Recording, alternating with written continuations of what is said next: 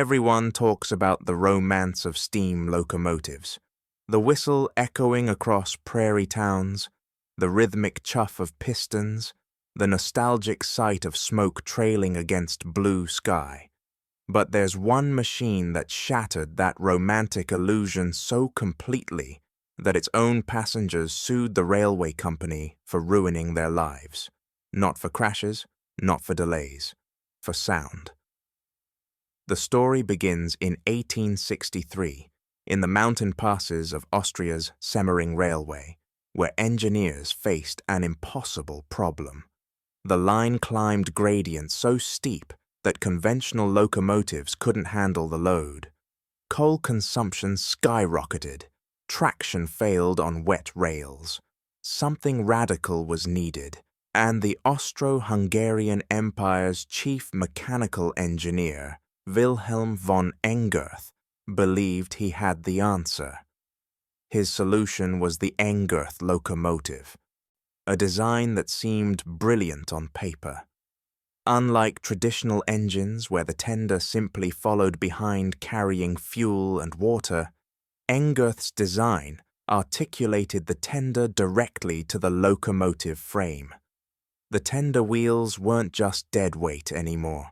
They provided additional traction. The entire machine became one unified beast, with up to 12 driving wheels gripping the rails. For steep mountain grades, it was revolutionary, but von Engerth made one catastrophic miscalculation. He underestimated sound.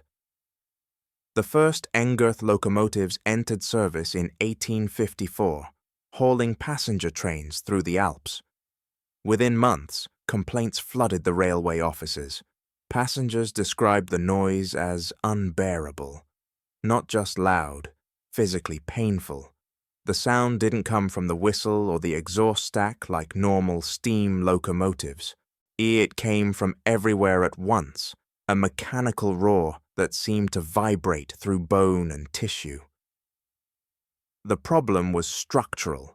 Traditional locomotives had their driving wheels under the boiler, isolated from the passenger cars by the tender, a buffer zone filled with coal and water that absorbed much of the mechanical noise.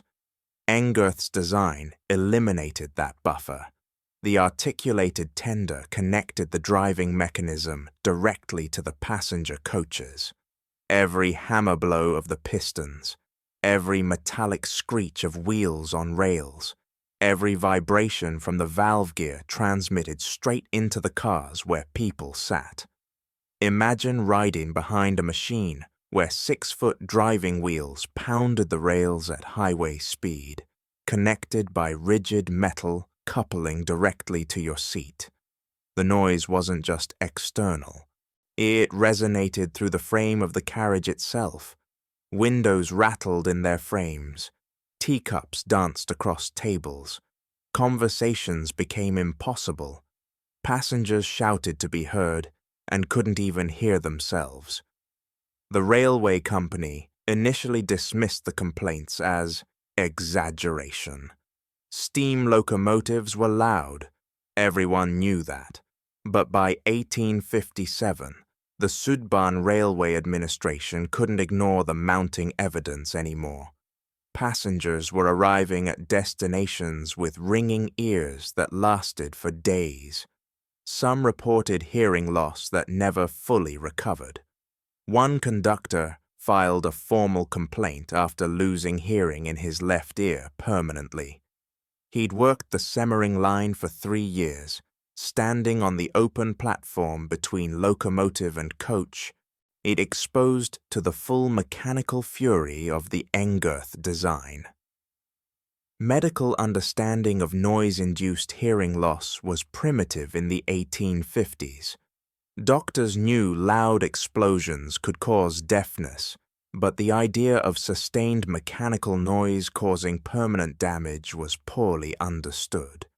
There was no concept of decibel measurement, no industrial safety standards, no hearing protection.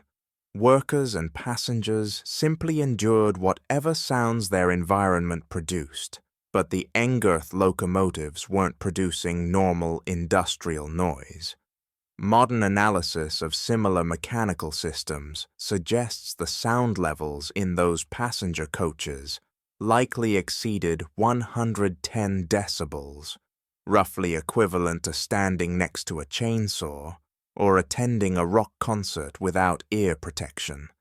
Except passengers weren't exposed for minutes. They endured it for hours, are trapped in wooden coaches that amplified rather than dampened the noise. The worst route was the Vienna to Trieste line, a 9-hour journey through mountain passes. Passengers who boarded in Vienna with perfect hearing sometimes arrived in Trieste, struggling to understand spoken conversation. The railway offered no compensation, no warning, no alternative. If you needed to cross the Semmering, you rode behind an Engirth. First-class passengers complained loudest because they had the most to lose. A merchant who couldn't hear negotiations, a musician who lost pitch discrimination, a professor who couldn't follow lectures. These weren't abstract inconveniences. They were career-ending injuries caused by simply buying a train ticket. In 1859, a lawsuit finally forced the issue into public consciousness. A textile merchant named Franz Niedermeyer sued the Südbahn Railway for permanent hearing damage sustained on repeated trips between Vienna and Graz. His case was remarkable not for its legal arguments, but for the medical documentation he presented. An audiologist in Vienna had tested Niedermeyer's hearing before and after a round-trip journey. The difference was measurable and permanent. His high-frequency hearing had been destroyed. The railway company's defense was instructive.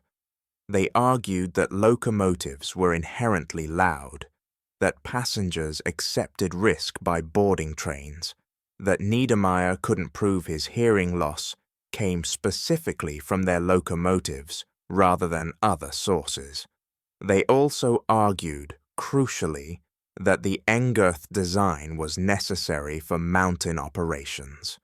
Without it, trains couldn't climb the Semmering grades safely. Passenger safety from derailment outweighed passenger comfort from noise. The court ruled in the railway's favor, but the publicity damaged them far more than any judgment could have. Newspapers across the empire published stories about the deaf-making railway. Passenger numbers dropped. Competitors advertised their routes as using traditional quiet locomotives. The Südbahn's reputation suffered. Wilhelm von Engirth himself remained convinced his design was sound. In technical journals, he argued that the noise problem could be solved with better coach insulation, rubber mounting points, or modified coupling mechanisms. He designed revised versions with more flexible articulation. But he never acknowledged the fundamental flaw. Connecting a thrashing mechanical power source directly to passenger accommodations was inherently dangerous to human hearing. Other railways considered adopting the Engirth system for their own mountain lines, but backed away after hearing about the noise complaints.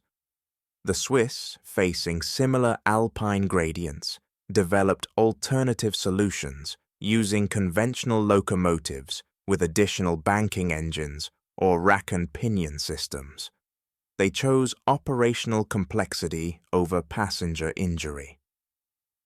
By 1865, the Südbahn began gradually replacing Engirth locomotives on passenger routes. The machines were reassigned to freight service, where crew exposure was limited and cargo didn't complain. Some continued operating into the 1870s, but always on goods trains, always avoided by passengers who had other options. The irony is that Engirth's core innovation, articulated tenders providing additional traction, was genuinely clever. Later, locomotive designers incorporated similar ideas with proper noise isolation. The fairly double-ended locomotives used articulated designs, but kept the machinery isolated from passengers. The mallet-articulated compounds achieved tremendous power without the acoustic nightmare because engineers had learned from Engerth's mistake. But Wilhelm von Engerth's name became synonymous with the danger of pursuing technical efficiency without considering human factors. He solved an engineering problem while creating a medical crisis.